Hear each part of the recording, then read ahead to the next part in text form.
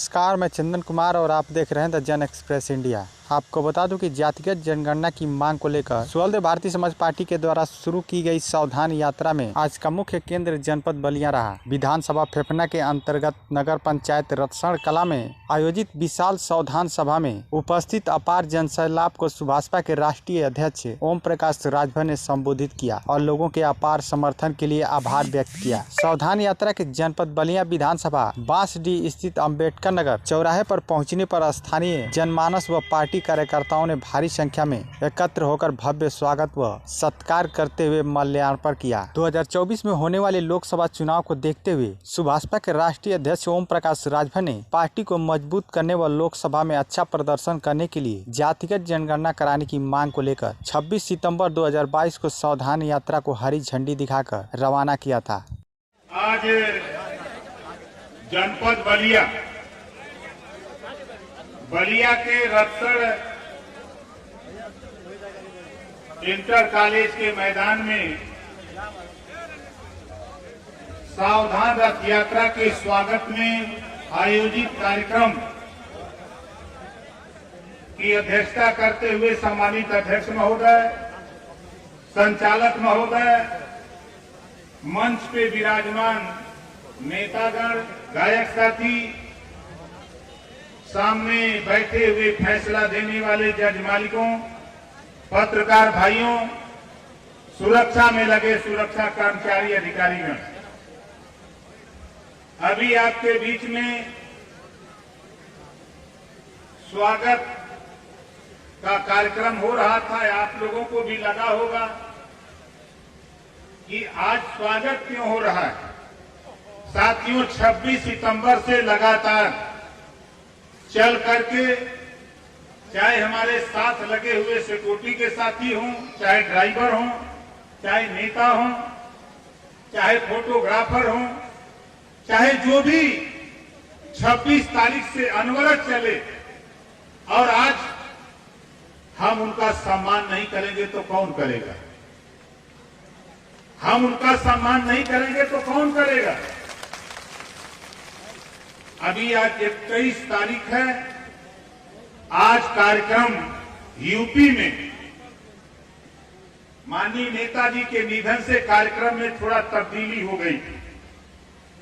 हम बीच में दो कार्यक्रम करके कर लिए। एक कार्यक्रम, एक जिला छूटा हुआ है, गोरखपुर।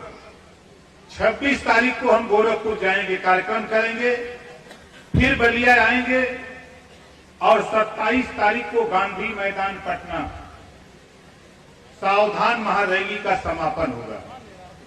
गांधी मैदान पटना बिहार। बड़ी चर्चा है यूपी में कि ये नेता गांधी मैदान पटना बिहार में समापन क्यों कर रहा। 2004 से हम लोग चुनाव लड़ते हैं बिहार में, चाहे विधानसभा के चुनाव हो, चाहे लोकसभा के चुनाव हो, हम लोग बराबर लड़ते रहे। और इस समय यूपी में बिहार की थोड़ी ताकत, यूपी की ताकत के बल पे 2004 में 2017 में हम लोगों ने 4 एमएलए पैदा किया। 2022 में हम लोगों ने 6 एमएलए पैदा किया, तो बिहार के लोगों में थोड़ी ऊर्जा आई। अभी आपने हमारे नौजवान साथी, राष्ट्रीय सुहलदेव सेना के सैनिक साथी सोशल मीडिया पे देखे होंगे। 14 तारीख को मैं असम के बॉर्डर पे कटिहार में था। जितना यहां आप जुटे हो, इतना तो नहीं थी भीड़, लेकिन इसका कम से कम हमको अंदाज है कि 70% लोग वहां कटिहार में थे। 4 तारीख को मधेपुरा था, मधेपुरा में भी वही हाल था। बिहार में 13 सभा किया हूं, 13 जिले में, और वहां के लोगों की डिमांड है, चाहत है, सोच है कि नेताजी जब बिहार के थोड़े से सहयोग में यूपी में 4 और 6 एमएलए 2 बार में हो गए, तो हम लोगों की तमन्ना है कि बिहार में भी एमएलए पैदा कर दो, थोड़ी सी ताकत हमको दे दो। हमने कहा हम तो हमेशा आते रहते हैं, हम हमेशा आते रहते हैं, चलो आपकी तमन्ना है तो हम भी आते हैं। इस बार और मजबूती से आएंगे। और वहां जाने के लिए हम लोगों ने तय कर लिया। और आज आप बलिया के लोगों, बलिया से बाहर के लोग तो यहां नहीं ना आए हो। कितने लोग बलिया के हो, जरा हाथ उठाओ। बलिया के लोग, क्योंकि साथी कार्यक्रम जिलेवार चल रहा है।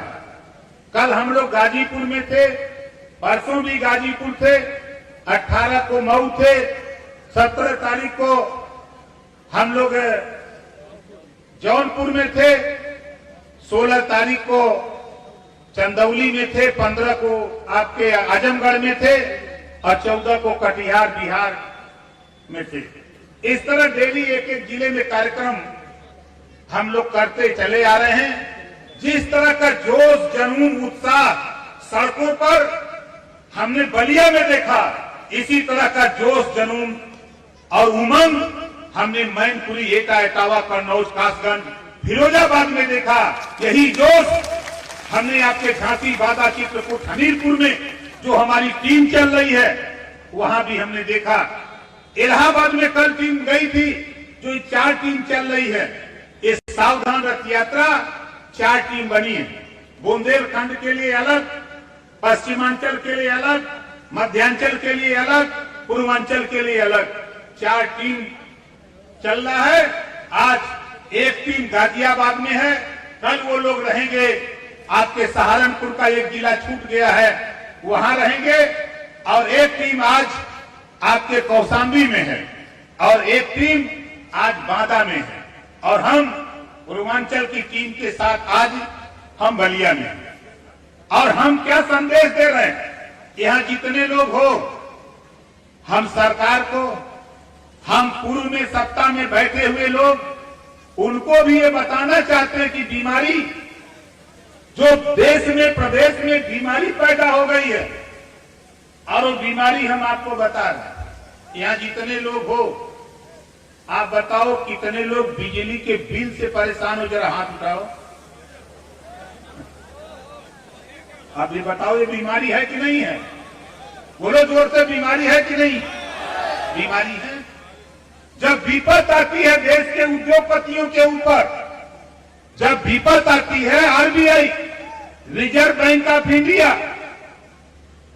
आपके टैक्स का पैसा जब बैंक में जमा होता है आरबीआई में, बड़े बड़े उद्योगपति कर्जा लेते हैं 500 करोड़, 800 करोड़, 1000 करोड़, 1500 करोड़। जब उनके ऊपर विपत आती है, वो कर्जा नहीं दे सकते, तो उनके कर्जे माफ हो जाते हैं। 1 लाख करोड़ रुपया उनका अभी अभी माफ हुआ। अगर उनके उद्योगपतियों के कर्जे माफ हो सकते हैं, तो गरीबों के घरेलू बिजली का बिल भी प्रदेश में माफ होना चाहिए। माफ होना चाहिए कि नहीं होना चाहिए? होना चाहिए। अब बताओ, इसी लड़ाई को तो हम सब समझा रहे हैं कि देखो, बच्चा रोता है तो मां दूध पिलाती है। अब हम लोग कभी कभी शिथिल हो जाते हैं। आप बताओ, हमको 20 साल 27 अक्टूबर को पूरा होगा, कभी हमने कदम पीछे हटाया? चाहे हम सत्ता में रहे हो चाहे न रहे हो, बराबर हम सदन से लेके सड़क तक तेरी लड़ाई लड़ता चला आ रहा हूं। और मेरी मां, मेरे पिता ने कहा है कि जब तक जिंदा रहना बेटा, गरीबों की सेवा में तत्पर रहना, कभी अमीरों के चक्कर में मत पड़ना।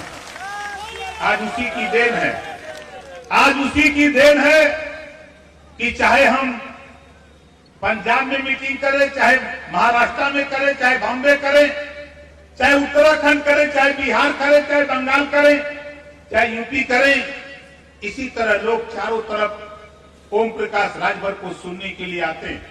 अगर हम 20 साल में चुनौती देता हूं, कोई व्यक्ति ये नहीं कह सकता कि ओम प्रकाश राजभर ने किसी के साथ दलाली किया, किसी से 4-4, 10,000 रुपया रिश्वत में लेकर के उसका काम किया है। जिस दिन कोई कह देगा, उसी दिन राजनीति छोड़ करके घर चला जाऊंगा। ये चुनौती देता हूं। दूसरा काम हम क्या चाहते हैं? हमारे विधायक माननीय बेदी राम जी, जोरदार ताली बजा करके इनका स्वागत करिए। 7 महीने में लगभग 2.5 करोड़ रुपया गरीबों के इलाज के लिए, ऑपरेशन के लिए अपनी दस्तक से इन्होंने देने का काम किया है 7 महीने के अंदर। हमारे दूसरे विधायक आपके जनपद बेलथरा रोड से हैं, माननीय हंसूराम जी, इन्होंने भी लगभग 2.5 लाख के आसपास ये भी पहुंच चुके हैं गरीबों के इलाज, ऑपरेशन का पैसा देने में। चूंकि रास्ता हम पहले से देख चुके थे, जब हमारे विधायक चुने गए तो सबसे पहले हमने इन साथियों को बताया कि देखो इसी रास्ते चलोगे तो गरीबों को अपनी कलम से आप 2 लाख, 5 लाख, 10 लाख, 1.5 लाख जितना का एस्टीमेट सरकारी हॉस्पिटल से बन के आएगा उतना रुपया गरीब के यहाँ चला जाएगा, उसका इलाज फ्री में हो जाएगा। वो बखूबी ये लोग निभाने का काम करते हैं। हम जहां से विधायक हैं पूरे प्रदेश में अब तक 9 करोड़ 38 लाख रुपया 9 करोड़ 38 लाख रुपया गरीबों के इलाज और ऑपरेशन के लिए ओम प्रकाश राजभर अपनी कलम से दे चुका हूं। सूबे के मुख्यमंत्री विधानसभा के अंदर उनको कहना पड़ा, इकलौता हमारा नेता, विधायक, मंत्री है ओम प्रकाश राजभर, जो गरीबों के प्रति वफादार है, 1 नंबर पर रुपया दिलाने में गरीबों के इलाज के लिए। मैं नहीं कह रहा हूं, सदन के अंदर मुख्यमंत्री ने इस बात को कहा। इस नाते हम उत्तर प्रदेश में देश में कानून चाहते हैं, कोई भी गरीब किसी जाति धर्म का हो, बीमार हो, इलाज कराना या ऑपरेशन, जितना रुपया लगे उतना रुपया सरकार दे, गरीब का इलाज फ्री में होना चाहिए। ये कानून उत्तर प्रदेश में बनना चाहिए। बताओ बनना चाहिए कि नहीं बनना चाहिए? बनना चाहिए। तीसरा काम हम क्या चाहते हैं? जातियों की गिनती, जातिवार जनगणना। जाना हूं 27 तारीख को गरम करने। नीतीश जी प्रेस वार्ता करके बोले हैं ना कि हम जातिवार जनगणना कराएंगे। कल तो भाजपा के साथ थे तो रोक रहे थे, अब तो आरजेडी के साथ आ गए हो, अब तो नहीं ना रोक रहे हैं। दोनों लोग चिल्ला रहे थे, तो देरी किस बात की? विलंब कहीं कारण की जाए, नहीं तो ओम प्रकाश राजभर 27 तारीख को तेरी खाल उधेड़ दूंगा सदन के अंदर, देख लेना। वो जो गांधी मैदान पटना में है, अगर तुमने कहा है तो उसको करो, नहीं करना है तो जवाब दो। गांधी मैदान पटना में जवाब दूंगा। और देश में जब तक जातिवार जनगणना नहीं होगी, 1931 में जातिवार जनगणना हुई, बाबा साहब डॉक्टर अम्बेडकर जी के अथक प्रयास। उसके बाद जब बाबा साहब डॉक्टर अम्बेडकर जी ने संविधान लिखा तो संविधान ने व्यवस्था दिया कि हर 10 साल पे जातिवार जनगणना होनी चाहिए। और 10 साल के बाद जो जातियां सामाजिक, आर्थिक, राजनीतिक, सांस्कृतिक क्षेत्र में पिछड़ गई, जिनके बेटा बेटी सिपाही, दरोगा, बाबू, चपरासी, तहसीलदार, लेखपाल नहीं बन पाए, उन जातियों को सरकार व्यवस्था देकर, शिक्षा देकर, स्वास्थ्य देकर, रोजगार देकर के उनको आगे बढ़ाने का काम सरकार करेगी। ये व्यवस्था बाबा साहब डॉक्टर अम्बेडकर जी ने संविधान में दिया। 7 दशक बीत गया, लेकिन किसी नेता को दिखाई नहीं दे रहा है। इसी नाते 20 साल से हम आवाज उठा रहे हैं कि जब तक जातिवार जनगणना नहीं होगी तब तक सबको बराबर हिस्सेदारी नहीं मिलेगी। तो जातिवार जनगणना कराना हमारा मकसद है। इस नाते आपको मैं परेशान करता हूं, इस नाते करता हूं। चौथी चीज, अभी मैं मुख्यमंत्री से मिला था, एक आदेश आया हाई कोर्ट से 11 मार्च 2022 को एक आदेश आया, भर राजभर जाति को अनुसूचित जनजाति में 2 महीने के अंदर सरकार शामिल करे। 2.5 महीना बीत गया, किसी की हिम्मत नहीं पड़ी। मैंने एक दिन फोन किया मुख्यमंत्री कार्यालय कि ओम प्रकाश राजभर मिलना चाहता है मुख्यमंत्री जी से। टाइम मिला शाम को, मैं और अरविंद राजभर 2 लोग गए और जाने के बाद हाई कोर्ट का नकल जो लिया था, जो हाई कोर्ट के आदेश और 8वीं विधानसभा का एक आदेश, 8वीं विधानसभा में भी पास हुआ था कि भर राजभर जाति को अनुसूचित जनजाति में शामिल करने का प्रस्ताव दिल्ली भेज दिया जाए, लेकिन भेजा नहीं गया था। प्रदीप दुबे जैसे मिलकर के उसको नकल निकलवाया और लेके जब मुख्यमंत्री से मिला, उन्होंने अपने चीफ सेक्रेटरी, अपने प्रमुख सचिव मुख्यमंत्री बुलाया, समाज कल्याण पर प्रमुख सचिव को बुलाया और चर्चा किया। चर्चा करने के बाद ये बताया कि ओम प्रकाश जी हमारे बस में सिर्फ यहां से प्रस्ताव भेजना है दिल्ली, और मैं प्रस्ताव भेजने के लिए सहमत हूं। थोड़ी आप मेहनत करो, थोड़ी हम मेहनत कर देंगे, दिल्ली से पास हो जाएगा तो तेरी कौम का भला हो जाएगा, ये मुख्यमंत्री जी ने कहा। आप जानते हो एसटी में जाने के बाद बिना पैसे में पढ़ करके कलेक्टर बनेगा तेरा बेटा, बिना पैसे में इंजीनियर, बिना पैसे में मास्टर, बिना पैसे में दरोगा, बिना पैसे में सिपाही, बिना पैसे में मास्टर, बिना पैसे में पढ़ करके शिक्षा फ्री मिलेगी। और देश में 7.5% रिजर्वेशन है, देश में 7.5% रिजर्वेशन है। इस काम को लेकर के मिला तो मुख्यमंत्री ने कहा 71 साल वोट देते हो गया, पहली बार प्रस्ताव लखनऊ से दिल्ली शासन को भेजा जा रहा है। आपने वो ताकत पैदा किया, ओम प्रकाश राजभर को उस लायक बनाया कि देश के प्रधानमंत्री, गृह मंत्री और समाज कल्याण मंत्री से भी बात करने की हैसियत आपने पैदा कर दिया। और प्रस्ताव जो जाता है तो हम वो काम करते हैं। दूसरा काम और लेके मिला था, भूमाफिया के नाम पर जो दशकों से गरीब, कमजोर, भूमिहीन 40 साल, 50 साल, 60 साल से कहीं सरकारी जमीन में अपना मकान छत बना के रह रहा है, तो गांव में रंजिश पर दरखास्त दे दी जाती है, उसका घर गिराने का आदेश हो जाता है कि भूमाफिया है। मैंने मुख्यमंत्री से जब इस बात को कहा, उन्होंने अपने चीफ सेक्रेटरी से कहा कि सुनो, ये ओम प्रकाश राजभर मेरे साथ 18 महीना कैबिनेट में रहा, कभी ये झूठ नहीं बोला, जो भी बात कहता है वो सत्य कहता है। अगर इस तरह की हरकत, एक तरफ हम छत बनाने का काम करते हैं, दूसरी तरफ अगर छत गिराने की बात होती है तो कानून 75 जिले को निर्देश दे दो, किसी भूमिहीन का मकान अगर कोई गिरा दिया तो चाहे वो डीएम हो, चाहे एसपी हो, चाहे एसडीएम हो, चाहे तहसीलदार हो, चाहे दरोगा हो, चाहे सीओ हो, उसे नौकरी ओम प्रकाश राजभर नहीं करने देगा, उसकी छुट्टी करा करके मानूंगा। ये कानून आदेश पास हो गया है। इसकी जानकारी देने के लिए आपको सावधान यात्रा लेके निकला। और अगली बात, यहाँ जितने लोग हो, कितने लोग चाहते हो कि उत्तर प्रदेश में शराब बंद हो जाए? देखा जे पिया था वो हाथ नहीं उठावा था। चाहते हो ना? देखो बगल का बिहार है, बगल के बिहार में मतारी बहिन, जब इन लोगों ने झाड़ू बेलना उठाया तो नीतीश जी को शराब बंद करना पड़ा। बिहार में झाड़ू बेलना उठाया तो नीतीश जी को शराब बंद करना पड़ा। और बलिया के लोगों, हमारी माताओं बहनों ने बलिया में एक कार्यक्रम किया, देश और प्रदेश की सरकार में हड़कंप पैदा हो गया। फिर उसके बाद हम लोग दूसरी दिशा चले गए। आप बताओ, शराबबंदी के लिए आंदोलन होना चाहिए कि नहीं होना चाहिए? तो देखो, अपने अपने घर से, अपने अपने घर से, अपने अपने परिवार को, चाहे अपनी भाभी को, चाहे मां को, चाहे पत्नी को, अब आने वाले जल्दी इस बना आजमगढ़ कमिश्नरी में एक बहुत बड़ा महिला हक अधिकार सम्मेलन या महिला हक अधिकार महारैली हम लोग आजमगढ़ बलिया के बीच में करेंगे।